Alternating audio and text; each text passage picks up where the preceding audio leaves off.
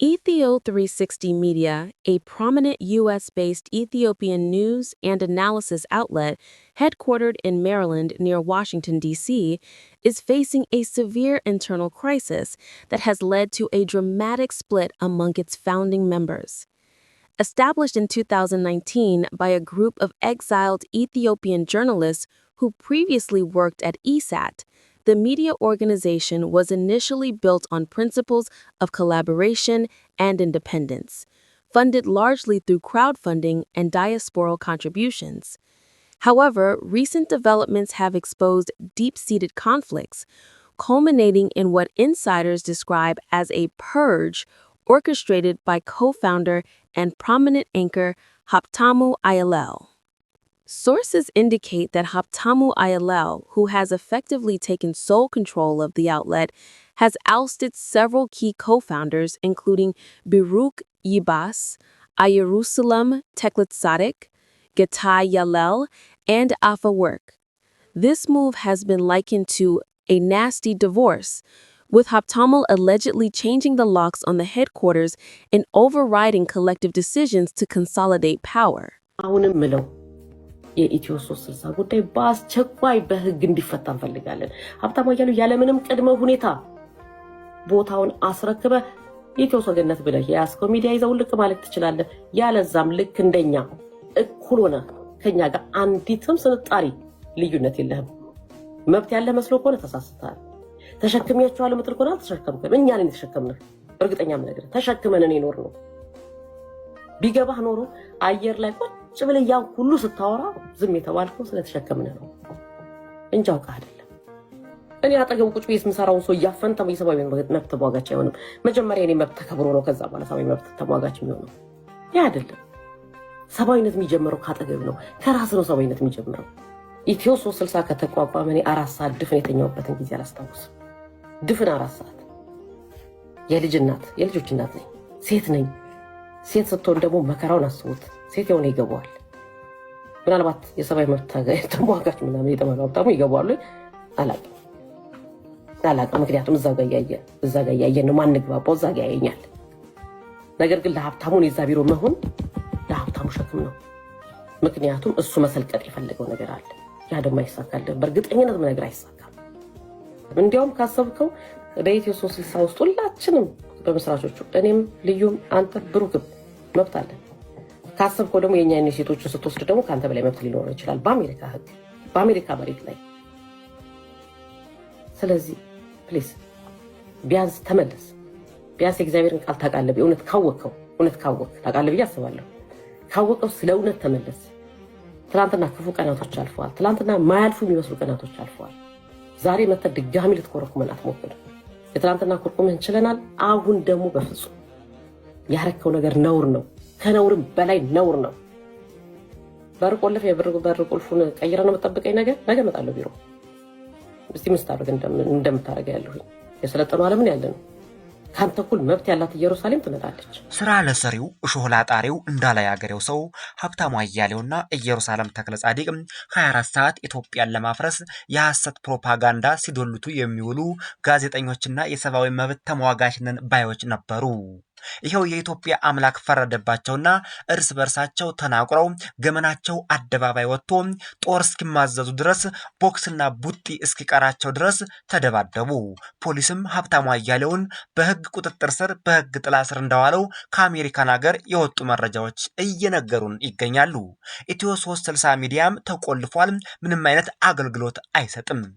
የክሱ ምክንያትም ሀብታሙ አያሌው የሚዲያውን የበላይነት ተቆጣጥሯል፣ የሌሎቹን ጋዜጠኞች ድምፅ አፍኗል፣ አራጊ ፈጣሪ ሆኗል፣ ፈላጭ ቆራጭ ሆኗል፣ እንዲሁም በርካታ ዶላሮችን በኢትዮ 360 አማካኝነት የተሰበሰቡ ዶላሮችን መዝብሯል የሚል ከፍተኛ ክስ ቀርቦበታል። ይህ እንግዲህ የሚያሳየው እነዚህ ግለሰቦች ሌሎቹን ሲተቹ ለተቀማጭ ሰባይ ቅርቡ ነው እንደተባለ የኢትዮጵያ መንግስት አሁን ኢትዮጵያን እያስተዳደረ ያለውን የብልጽግና የእድገትና የሰላም ተምሳሌት የሆነውን መንግስት ብዙዎች ተስፋ አለይታ ያደረጉትን መንግስት ሲተቹ፣ ሲያወርዱ፣ ሲጥሉ፣ ሲገሉ፣ ሲቀብሩ ይውሉ ነበር። በራሳቸው ላይ መጣባቸው። ትናንት አስተውሉ ከሆነ በእኛ ሚዲያ ይህን መንግስት አትግፉ፣ የመንግስትም ግፍ አለው፣ የመንግስት ያለህ የአስተዳዳሪ ያለህ የንጉስ ያለህ የገዥ ያለህ እንዳይል የኢትዮጵያ ህዝብ ጠቅላይ ሚኒስትር ዶክተር አብይ አህመድን ከመግፋት እንቆጠብ ባካችሁ ብለን በሚዲያችን ትናንት መልእክት አስተላልፈልናችሁ ነበር። ይኸው 24 ሰዓት ባለሞላ ጊዜ ውስጥ የኢትዮ 360 ሚዲያ የሚደሉት ተንኮልና መሰሪነት በራሳቸው ላይ ሆኖባቸው አመፀውና መከራው በራሳቸው ላይ ሆኖባቸው ተበታትነዋል። ሌላ ምንም ቃላት ጭማሪ አያስፈልገውም። ወደ ቀጣዩ ዜና አልፈናል። ሌሎቹ ሚዲያዎች ገና ይበታተናሉ። ሌላው መረጃ ክቡራን አድማጭ ተመልካቾቻችን የምሬ ወዳጆ ጦር ሙሉ በሙሉ መፍረሱንና የያዛቸውን ወረዳዎችና ቀበሌዎች ለቆ እንደ ጉም መበተኑን ራሱ ምሬ ወዳጆ በአንደበቱ የተናገረበት ነው። ከዚህ በፊትም መከላከያ ሰራዊታችን የኮሩ ዋና ዋና አዛዦች አለሙ ገብሩ ከበደ የኮሩ ሁለተኛ አዛዥ፣ ዋሴ ከበደ የዞብል አምባ ክፍለ ጦር አዛዥ፣ ሰናይ አለሙ ስዩም ሻለቃ አዛዥ፣ ፍሬው ሻለቃ ዘመቻ የተደመሰሱ መሆናቸውን ብሎ መከላከያ ሰራዊት ነግሮን ነበረ። ይህንኑ ነው ምሬ ወዳጆ በዛሬው ዕለት በአደባባይ ወጥቶ ይፋ አድርጎታል። እሱን አድምጠን እንመለስ። ሌሎችም መደመጥ ያለባቸው አስቸኳይ ሀገራዊ መረጃዎች ቀጥለዋል። እንደው ወደ ኋላ ባልመልሳችሁም ነገ የፈለግነውን ቦታ ልንለቀው እንችላለን። ምናልባት የኛ ቤተ መንግስት ከዛ እንዳልሆነ የአማራ ህዝብ ልታውቅልና ይገባል። የማናስበው ቤተ መንግስታችን ሌላ ቦታ ነው። ይሄን ከተማ ከያዘው ይሄን ወረዳ ከያዘው እንግዲህ ማብላችሁ ማንም ሰው ተስፋ እንዳቆርጥ እኛ የትግል ጥበባችንን ተከትለን ነው የምንሄደው። ያን ወረዳ የምንፈልገውን ነገር ገብተን የምንፈልገውን ነገር ከሰራን ያዝነውም አልያዝነውም ሊያደርግልን የሚችልበት መንገድ አይኖርም። ለቀነው ስንሄድ ማንኛውም አማራ ስለንቦናህ ሊሰማህ አይገባም። ነገ የምናስብበት ረጅም ጉዞ ስላለነ ልታውቅ ይገባል።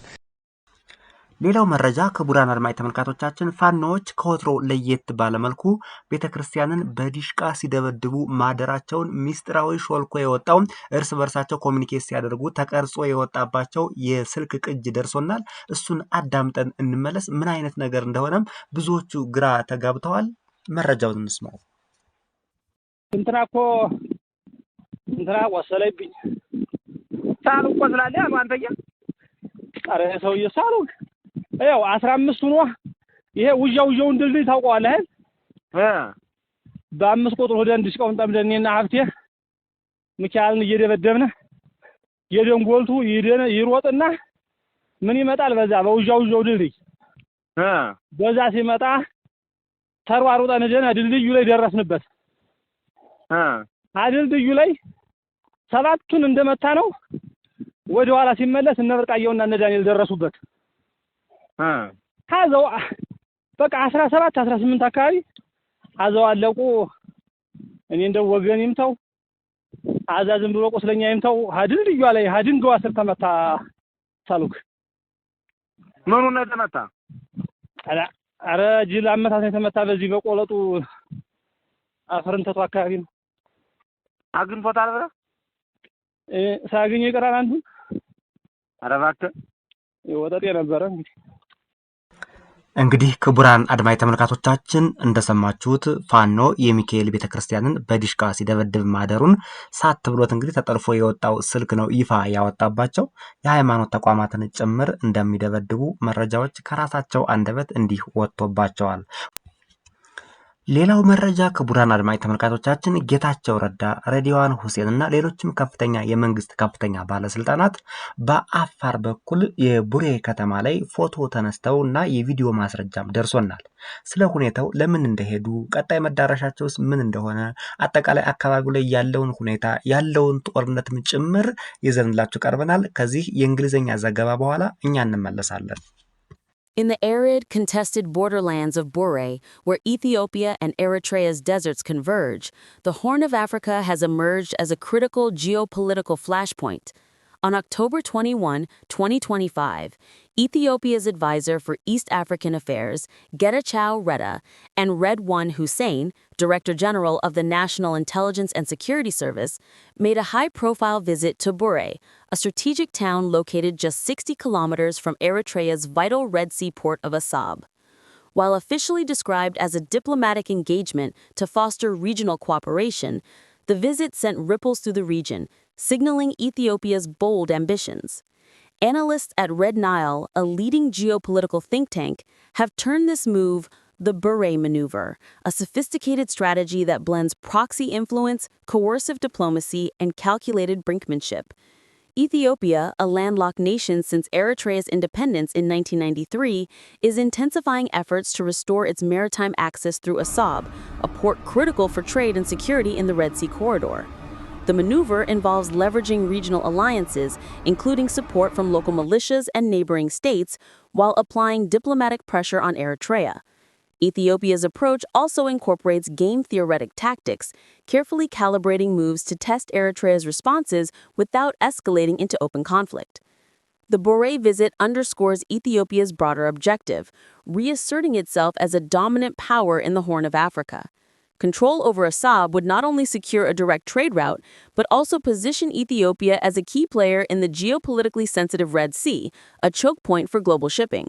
With tensions simmering and regional powers watching closely, the Bure maneuver marks a pivotal moment in Ethiopia's quest to reshape the region's strategic landscape.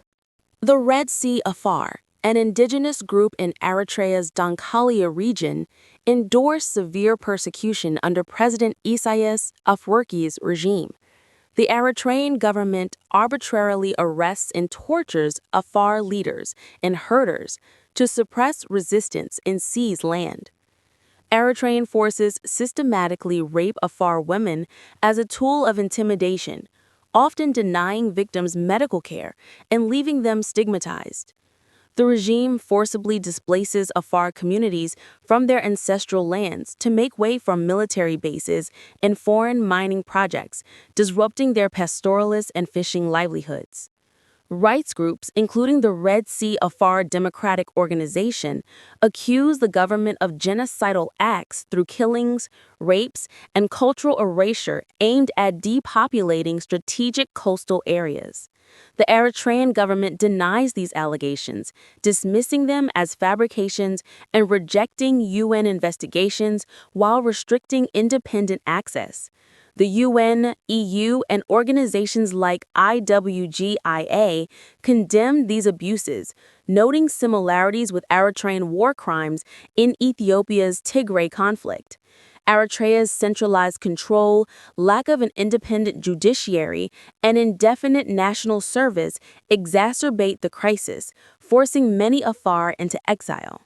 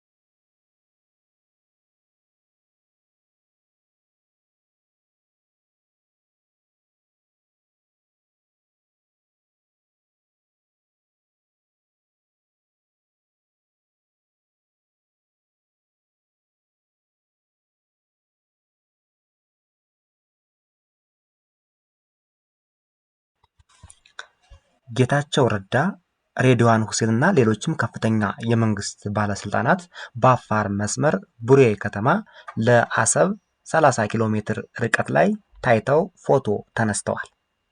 እነዚህ ባለስልጣናት ከባሌ መልስ ነው ወደዚህ አካባቢ ሄዱት። ወደ ስፍራው ለምን አቀኑ የሚሉ በርካታ ጥያቄዎች ከህብረተሰቡ ዘንድ እየተነሳ ይገኛል።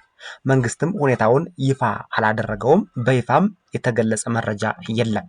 ይሁን እንጂ አሰብ የኢትዮጵያ ታሪካዊ ግዛት ህጋዊ ግዛቷ ነው። ወደዚህ አካባቢ ማንኛውም ኢትዮጵያውያን ሂዶ ስራውን መከወንና ማልማት ይችላል። ኢሳያስ አፈወርቄ ከ130 ሚሊዮን ህዝብ ገንጥሎ የወሰዳት የአሰብ ወደብ አጋጣሚዎችን በመጠቀም የቀድሞው የኢትዮጵያ ጠቅላይ ሚኒስትር መለስ ዜናዊ በፈረመው የተሳሳተ ፊርማን ብቻ ሳይሆን አሰብ የኢትዮጵያ ነው ብሎ በደንብ የሚሞግት መንግስትም እስካሁን ባለመፈጠሩም ጭምር ነው። ጠቅላይ ሚኒስትር ዶክተር አብይ አህመድ ወደ ስልጣን ከመጣ በኋላ የአሰብ ወደብ ለኢትዮጵያ እንደሚገባትና በዓለም አቀፉ ማህበረሰብ ዘንድ መሞገት እንደሚገባን ታሪክ ሊያነሳው እንደሚገባ ሁሉም ኢትዮጵያዊ ሊነጋገርበት እንደሚገባ በሩን ከፍተው ነበር። እውነትም የጠቅላይ ሚኒስትሩ ሐሳብ ውሃ የሚያነሳ ሆኖ ተገኘ። 130 ሚሊዮን ህዝብ አሁን ስለ አሰብ ወደብ ይጮሃል፣ ይጠይቃል፣ ይሞግታል። የተወሰኑ ባንዳዎች እና ተልኮ ያላቸው ግለሰቦች ብቻ ናቸው የአሰብ ወደብን የማይጠይቁት። ኢትዮጵያን የሸጡ ለኢትዮጵያ ጥቅም የማይፈልጉ ግለሰቦች ብቻ የአሰብ ወደብ አያስፈልግም እያሉ ሲከራከሩ ይደመጣሉ። እነሱም ነገ ከነገ በኋላ ሐሳቡን ይጋሩታል። ኢትዮጵያዊ ከሆኑ መጋራታቸው አይቀርም።